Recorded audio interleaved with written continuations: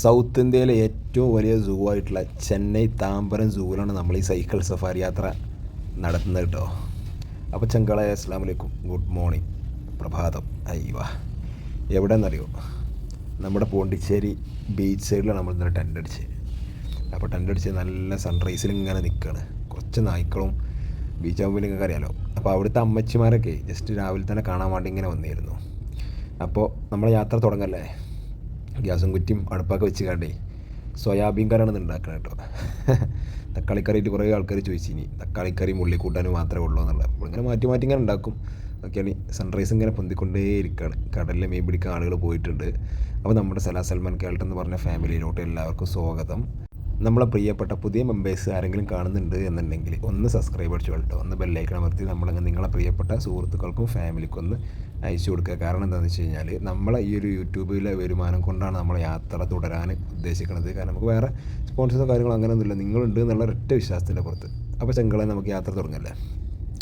അങ്ങനെ നമ്മൾ നൈസിൽ രാവിലെ തന്നെ ഒരു കട്ടനുണ്ടാക്കി. അപ്പോൾ കട്ടൻ ചായ ഒരു വീക്ക്നെസ്സാണ് നമുക്ക്. അതിക്ക് നല്ല റോവസ്റ്റ് പയം, അയ്യോ. അപ്പോൾ അതും കഴിച്ച് കാണ്ടേ നേരെ ചോറി മട്ട് കറി ഒന്നും സെറ്റാക്കി. കറി പിന്നെ ഞാൻ പറഞ്ഞല്ലോ സോയാബീൻ കറി. ഈ സോയാബീൻ കറി എന്ന് പറഞ്ഞാൽ ബീഫ് പോലെ ഇങ്ങനെ വരട്ടി വെക്കാൻ പറ്റുമല്ലോ. രാവിലെ തന്നെ 10-15 ആൾക്കാർ ഫസ്റ്റ് കാണാൻ വന്നിട്ടുണ്ട്. അപ്പോൾ അത് കഴിഞ്ഞിട്ടാണ് ഇവർ. ഇതെന്താ സംഭവം മനസ്സിലായോ? രാവിലെ സുബൈക്ക് 3 മണിക്ക് കടലിൽ പോകുന്ന ആൾക്കാരാണ്. എന്നിട്ട് ഒരു 7-8 മണിയായപ്പോൾ ഓല് വന്നതാണ് മീൻ കൊണ്ട്. പക്ഷേ ഇതിൽ മെയിനായിട്ട് കിട്ടേണ്ടത് മത്തിയും കുറച്ച് അയില, ചൂര, തളീനൊക്കെയാണ് കൂടുതലായിട്ട് വന്നിട്ടുണ്ട്. അപ്പോൾ ഞാനൊരു ചായ ഗ്ലാസ് കിട്ടി. ഓരോരുത്തർ പോയി കണ്ട് ഇങ്ങനെ വർത്താനം പറഞ്ഞിങ്ങനെ ഉത്തർന്ന് ഒക്കെ അധികം ഫുള്ള് ഫിഷർമാൻസാണ് നമ്മൾ ഈ പോണ്ടിച്ചേരി ബീച്ച്. ഇപ്പോൾ സാധാരണ ബീച്ചുകളിൽ മൊത്തം ഫിഷർമാൻസ് തന്നെ ഉണ്ടാവില്ലേ. പക്ഷെ ഇവർക്ക് എന്താ പറയുക, ഇവർക്ക് വലിയൊരു വിദ്യാഭ്യാസമോ കാര്യങ്ങളൊന്നും ഉണ്ടാവില്ല. 10ാം ക്ലാസ് ആകുമ്പോഴത്തേന് ഇവർ നേരെ കടലിലേക്ക് പറഞ്ഞു വിടുകയാണ്. ഇവർ പ്രാഥമിക വിദ്യാഭ്യാസം പോലും ഇവർ കിട്ടില്ല. അവിടെ ജാവി ഇബ്രും പണിപ്പുരയിലാണ് കേട്ടോ. അങ്ങനെ ടെൻറ്റ് കഴിച്ചാൽ തുടങ്ങി. കുറേ ആൾക്കാർ പറഞ്ഞിരുന്നു എങ്ങനെ ടെൻറ്റ് കഴിച്ചാൽ എന്നുള്ളത്. അപ്പോൾ ജസ്റ്റ് അതിൻ്റെ ഒരു ഫുൾ വീഡിയോ ഉണ്ടപ്പോൾ ഈ കാണുന്നത് നിങ്ങളെ. അപ്പോൾ ടെൻറ്റ് ഇതാണ് നമ്മുടെ ടെൻറ്റ്. പുറംകൂട്ട് നോർമലി സിമ്പിളായിട്ട് കഴിക്കാൻ പറ്റും. ഈ കമ്പി 4 ഭാഗത്തും കൊളുത്തി നിൽക്കുകയാണ്. അപ്പോൾ ആ കൊളുത്തുന്ന ഈ കമ്പി ഇങ്ങോട്ട് എടുത്തു കഴിഞ്ഞാൽ വളരെ സിമ്പിളിറ്റി കമ്പി ഊരാനും പറ്റും. കണ്ടില്ലേ, ആ സെൻറ്റർ കൊളുത്താണ് അത്, ആ റെഡ് അതാണ് എൻ്റെ സെൻറ്റർ കൊളുത്ത്. അത് ചെറിയൊരു ടോപ്പ് ഇട്ട് ഇങ്ങനെ നിർത്തിയിരിക്കുകയാണ്. പിന്നെ മെയിൻ കിടക്കുന്നത് ഈ 2 സൈഡുകളിലും 2 യു ഷേപ്പ് കമ്പിമേലാണ്. ഈ കമ്പി വലിയൊരു കമ്പിയല്ല, അതാണ്ടല്ലേ അങ്ങനെ മടക്കാൻ പറ്റും. ഇപ്പോൾ ജാവി മടക്കണ കണ്ടില്ലേ, ഇങ്ങനെ ചെറിയ രീതിയിൽ മടക്കി കൊണ്ടുവരാൻ പറ്റും. ഇത് ചെറിയൊരു പെട്ടിക്കാക്കുള്ളതേ ഉള്ളൂ. ടോട്ടലും കൊണ്ട് ഒരു 5 കിലോമീറ്റർ ഉണ്ടാവുള്ളൂ. അത്രയും ചെറിയ സാധനമാണ് ഈ സംഭവം. അത് മടക്കിയത് ആ കമ്പി എടുത്താൽ തന്നെ ഇത് പിന്നെ ഒരു കാറ്റായിട്ട് ഇത് താന്നു കണ്ടോ, അത്രേ ഉള്ളൂ. പിന്നെ അടുത്തത് എയർബഡ് ഇതുപോലെ കാറ്റ് ഒഴിവാക്കിയിട്ട് നേരെ ചുറ്റി ഇങ്ങനെ മടക്കുക. അപ്പോൾ ആ കമ്പി മടക്കാണ്ടില്ല നിങ്ങൾ, അത്രയ്ക്ക് സിമ്പിളാണ് സംഭവം. ഇബ്രോയിൻ്റെ അടി കൂടെ അതിൻ്റെ മേലത്തെ കോട്ട് ഏകദേശം മടക്കി ഇങ്ങനെ ചുറ്റി ഈ ലെവലിലേക്ക് വെച്ചതാണ്. ഇതാണ് സംഗതി. അപ്പോൾ ആ കമ്പികൾ ഫുള്ള് മടക്കി കഴിഞ്ഞിട്ടോ. ഇനിയുള്ളത് അടുത്ത എയർബഡാണ്. എയർബഡ് ഉണ്ടില്ലേ, ഇതുപോലെ 2 എയർബഡ് ആദ്യം നമ്മൾ പുറത്ത് കിടും. എന്നിട്ട് അതിന് പുറത്ത് ചെറിയൊരു ടോപ്പുണ്ട് അങ്ങനെ തിരിക്കാനുള്ള. ആ ടോപ്പ് നേരെ ഊരിക്കഴിഞ്ഞാൽ ഇത് ഫുൾ എയർ പോകും. അത് 2 എയർബഡും ഓരോരുത്തരിങ്ങനെ മടക്കും ഇതാക്കണം. മറ്റേ എയർബഡും പുറത്ത് എടുത്തിട്ടു. ഇനി അതിൻ്റെ സൈഡത്ത് ഞാൻ പറഞ്ഞ ചെറിയ ടോപ്പ്. ഇബ്രോണെ മുന്നിൽ നിന്ന് മാറണില്ലല്ലോ. ക്യാമറ വെച്ച് ഇബ്രോ പറഞ്ഞിട്ടുണ്ടാവും കേട്ടോ. അതാണ് തെണ്ടിത്തിന് അങ്ങനെ റൗണ്ട് അടിച്ച് ഇറക്കണത്. അവൻ ആ കമ്പിയും കൊളുത്തൊക്കെ ആയിട്ട് ആ എയർബോട്ടും ഇതേപോലെ മടക്കാന്നുള്ളതേ ഉള്ളൂ. അങ്ങനെ ഇതെന്താ സംഭവം മനസ്സിലായി എനിക്ക്? ഇതാണ് ഉണക്കലീൻ ഇങ്ങനെയാണ് ഉണക്കുക. സാധാ പച്ചീനെടുത്തിട്ട് ഇതുപോലെ കെട്ടിണ്ടാക്കിയിട്ട് അതിന് വലയിടും കുത്താന്നിട്ടിരിക്കാൻ വേണ്ടിയിട്ട്. പക്ഷികൾ കൊത്താണ്ടിരിക്കാൻ വേണ്ടി വല ഇട്ടിട്ട് പിന്നെ ഇങ്ങനെ അമ്മച്ചിമാർ വന്ന് കണ്ട് അടുക്കി അങ്ങനെ വെക്കും ഓരോ മീനും. പക്ഷേ ഇതൊക്കെ കാണുമ്പോൾ മനസ്സിലാവും ഓരോ വർക്കുകൾ എത്രത്തോളം റിസ്ക് ആണെന്നുള്ളത്. നമ്മൾ ഉണക്കലീനിന് നല്ല വില പറയും, 100-200 രൂപ കിലോനാണെന്നൊക്കെ പറയും. പക്ഷേ അതിൻ്റെ പിന്നിൽ ഇതുപോലെ നല്ലൊരു എഫേർട്ട് ഉണ്ട്. അങ്ങനെ നമ്മൾ പോണ്ടിച്ചേരി ടു ചെന്നൈ പോകാൻ വേണ്ടിയിട്ട് ഇങ്ങനെ യാത്ര തുടരുകയാണ്. കൂടെ പോകുന്നത് കേട്ടോ. അങ്ങനെ യാത്രയിൽ കാണുന്ന കാഴ്ചകളാണ് ഇപ്പോൾ നിങ്ങൾക്ക് നമ്മളീ കാണിച്ചു തരേണ്ടത്. ഇത് പിന്നെ ഒരു വലിയൊരു നദിയാണ്. അതിൻ്റെ പേര് എന്താണെന്നുള്ള നമുക്കറിയില്ല. യാത്ര നമ്മൾ തുടർന്നപ്പോൾ കണ്ട ഒരു നദിയാണ്. ഇവിടെ നിന്ന് ഏകദേശം പോണ്ടിച്ചേരി ടു ചെന്നൈ 132 കിലോമീറ്ററാണ് നമുക്ക് ഗൂഗിൾ മാപ്പിൽ കാണിക്കുന്നത്. ഇത് 100% കടലോരത്ത് കൂടെ ഉണ്ട് യാത്ര പോണത്. എന്നെ ചൂടത്തിനാണ് അത് പോണ വൈക്കലേ. നമ്മളെ മലയാളികൾ ട്രിവാൻഡ്രം നെയ്യാറ്റിൻകര ടീംസ് വണ്ടി അവരെ കാറാണത്. അവർ കാറിൽ സൈഡാക്കിയിട്ട് നമ്മളെ കൈയാണിച്ച് നിർത്തിച്ച് ഒരുപാട് ആൾക്കാർ കൈയാണിച്ച് നിർത്തിച്ചാലുണ്ട്. അപ്പോൾ ഇവർ ഭയങ്കര കൗതുകം. അപ്പോൾ ഇവർ ഫുൾ ഡീറ്റെയിൽ ചോദിച്ച് അന്വേഷിച്ചറിഞ്ഞ് ഇതാണ് നമ്മൾ ടീംസ് കേട്ടോ. അപ്പോൾ ഇവരെന്തോ ബിസിനസ് ആവശ്യത്തിന് വേണ്ടിയിട്ട് വന്നതാണ്. അപ്പോൾ എന്നിട്ട് കുറേ നേരം സംസാരിച്ചു, ഒരു 10-20 മിനിറ്റോളം സംസാരിച്ചിട്ടാണ് അവിടെ നിന്ന് പോകുന്നത്. ഇതെന്താ മനസ്സിലായോ? കണ്ട കടൽ, ഞങ്ങൾ റോഡ് സൈഡിൽ കണ്ടപ്പോൾ വണ്ടി നിർത്തിയിട്ട് ഇറങ്ങിയതാണ്. കണ്ട കടൽ പോലെ കിടക്കണമൊക്കെ നിങ്ങൾ. പക്ഷേ ഇത് വേറെ സംഭവം കണ്ടോ, ഇത് ഇത്ര ആയമുള്ളൂ. ആ കാണുന്നത് ആൾക്കാരാണ്, ഇതിൻ്റെ ഉള്ളിൽ ഫുള്ള് ആൾക്കാരുണ്ട്. പശുക്കൾ സൈഡിലുണ്ട്, ഒരു തോണിയുണ്ട്. പക്ഷേ തോണി ഇങ്ങനെ ഇതിൽ ഇറക്കാൻ മനസ്സിലാണില്ല. ഇതിൻ്റെ ഉള്ളിൽ നടുവിലൊക്കെ ഫുള്ള് ആളുകളാണ്. ഒരു മുട്ടിനെ ഉള്ളു വെള്ളം. ഇത് വെള്ളമാണോ അത് വേറെന്താ സംഗതിയാണ്. ഇത് നമ്മൾ അന്വേഷിച്ച് പറഞ്ഞത് ഉപ്പ് കേന്ദ്രമാണെന്നാണ് പറഞ്ഞത്. അപ്പോൾ ഉപ്പ് എടുക്കാൻ വേണ്ടിയിട്ടാണ് നടുവിൽ ആൾക്കാർ നിൽക്കണമെന്നൊക്കെ പറയപ്പെടണു. നമുക്ക് കൂടുതൽ അറിവുകളില്ല, കാരണം ആ ഏരിയയിൽ കൂടുതൽ ആളുകളൊന്നും ഇല്ലായിരുന്നു. അങ്ങനെ നമ്മൾ അവിടെ നിന്ന് വീണ്ടും യാത്ര തുടർന്നു. ഇതൊക്കെ ഓരോ വലിയ വലിയ നദികളാണ് കേട്ടോ. പക്ഷേ ഇവിടുത്തെ നദികൾ നമ്മളെ കേരളത്തിലെ നദികളെ പോലെ ഒന്നുമല്ല. അത്യാവശ്യം നമ്മളെ കേരളത്തിലെ നദിൻ്റെ ഒക്കെ ചെറിയ ദ്വീപ് മാതിരി നദിൻ്റെ സെൻറ്ററിൽ നല്ല വലിപ്പമുണ്ട്. അതായത് നമ്മളെ കേരളത്തിലെ നോർമൽ നദി, ഏറ്റവും വലിയ നദി പറഞ്ഞാൽ നീളാ നദിയല്ലേ, അതിൻ്റെ ഒക്കെ ഒരു ഓരോ ചെറിയ നോർമൽ നദികൾ പോലും ഇവിടുത്തെ നമ്മളെ നീളാ നദീൻ്റെ ഒരു ഇരട്ടി വലിപ്പം വരും. അങ്ങനെ നമ്മൾ ഫുഡ് കഴിക്കാൻ വേണ്ടിയിട്ട് ചെന്നൈ ടൗണിലേക്ക് എത്തിയപ്പോൾ പെട്ടുപോയി.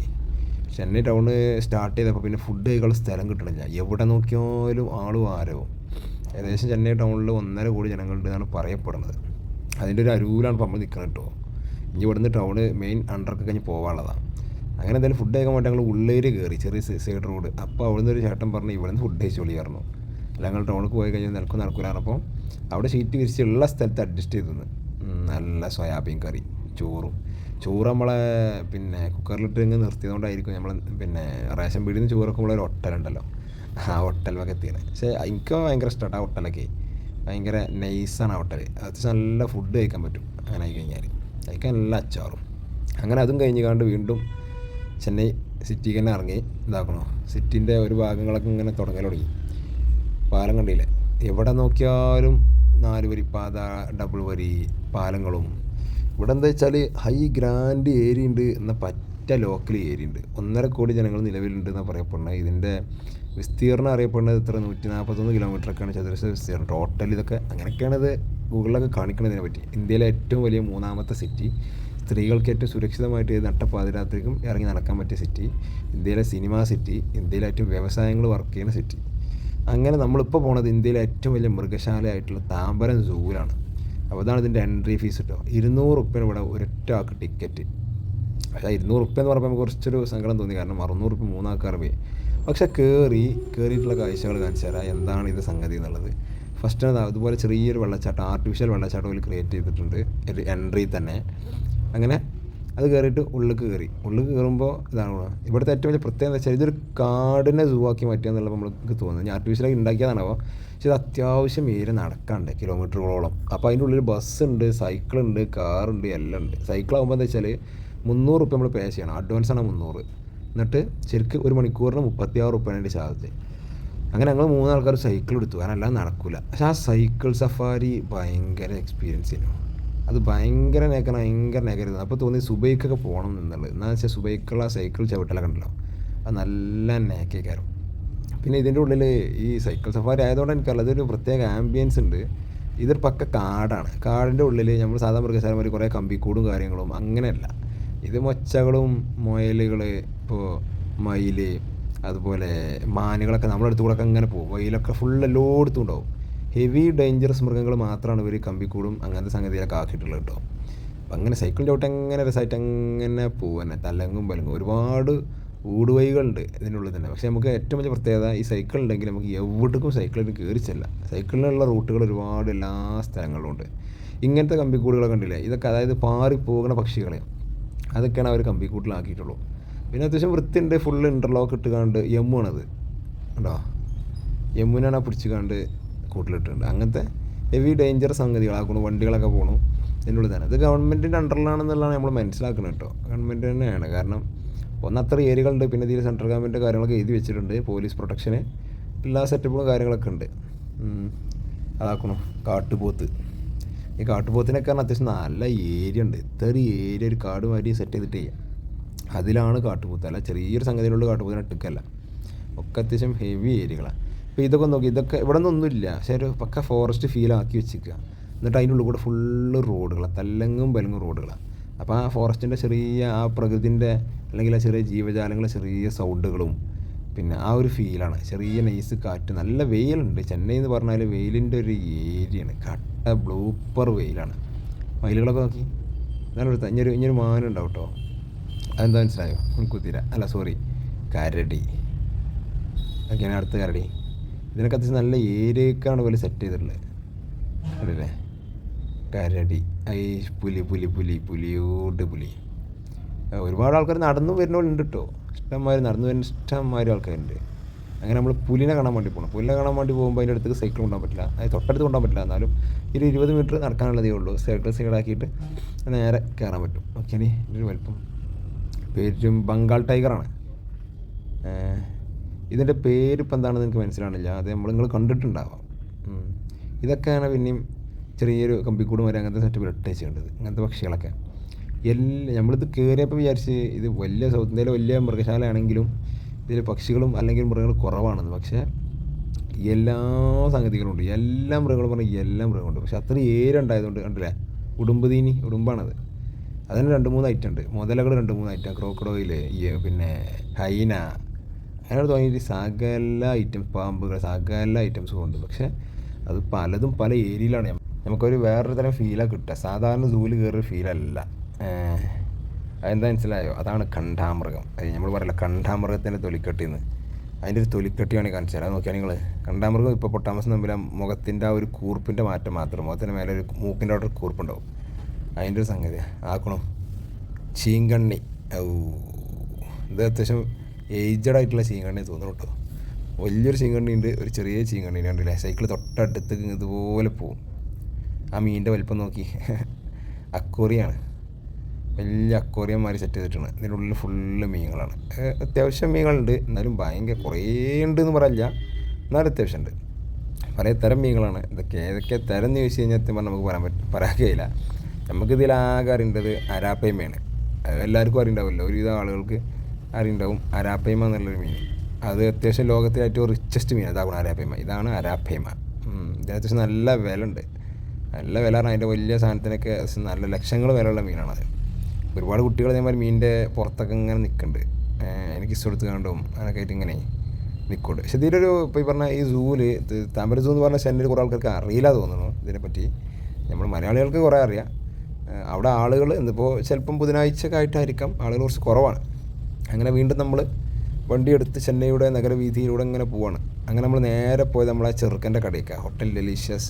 ഇത് എൻ്റെ സുഹൃത്തുക്കളെ കടയാണ്. അപ്പോൾ നമ്മുടെ നാട്ടിൽ നമ്മളെ സ്കൂളിൽ പഠിച്ച നമ്മളെ കട്ട കമ്പനിയാണ്. +2 പഠിച്ചതിൻ്റെ തൻവീർ എന്ന് പറയും. നമ്മുടെ നാട്ടിൽ പിലാക്കലാണ് എൻ്റെ വീട്, ഞാൻ ആലത്തൂർപ്പൊടി.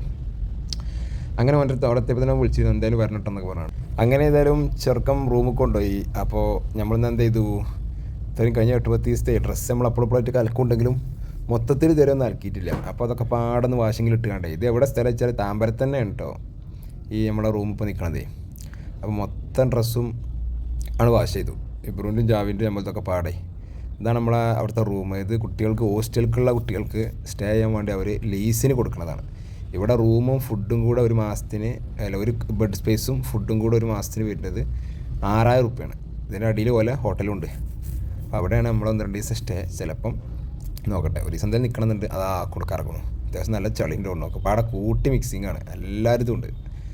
തിരിച്ചും മറിച്ചും കറങ്ങാണ്. ചെന്നൈ ഇങ്ങനെ രാത്രിയോട് അടുക്കുകയാണ്. നഗരത്തിൻ്റെ തിരക്കുകളൊക്കെ ഒഴിഞ്ഞുകൊണ്ടിരിക്കുകയാണ്. എല്ലാവരും വീട്ടിലോട്ട് ഇങ്ങനെ കയറാനുള്ള പരിപാടികളിലാണ്. അപ്പോൾ അതിന് ചെറുക്കത്താട്ടി നല്ല ബദാം മിൽക്കും കുറച്ച് പൊരികളും ഐറ്റംസൊക്കെ സ്റ്റാർട്ടിങ്ങിലൊന്നിങ്ങനെ ചാമാവാൻ വേണ്ടിയിട്ട് ഇങ്ങനെ ഒന്ന് കൊണ്ടുവന്നു.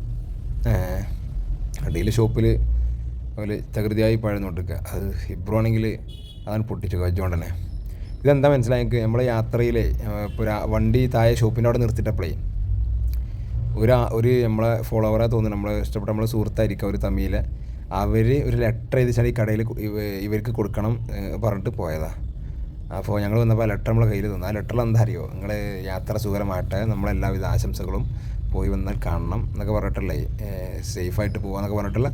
നിങ്ങൾ ആലോചിക്കുക, നമ്മളുമായിട്ട് ഇന്ന് വരെ കാണാത്ത ഒരാൾ ഒരു ലെറ്റർ അവിടെ കൊടുത്തിട്ട്, ഞാൻ കുളിക്കുന്ന സമയത്താണ് തോന്നുന്നു വണ്ടി കണ്ടിട്ട് ഇതവർ വീഡിയോയിൽ കണ്ടിട്ട് ആ ലെറ്റർ അവിടെ കൊടുത്തിട്ട് പോയതാണ്. അങ്ങനെ ലെറ്ററിനെ എടുത്തിട്ട് നമ്മളെ വണ്ടിയിൽ വെച്ചിട്ടുണ്ട്.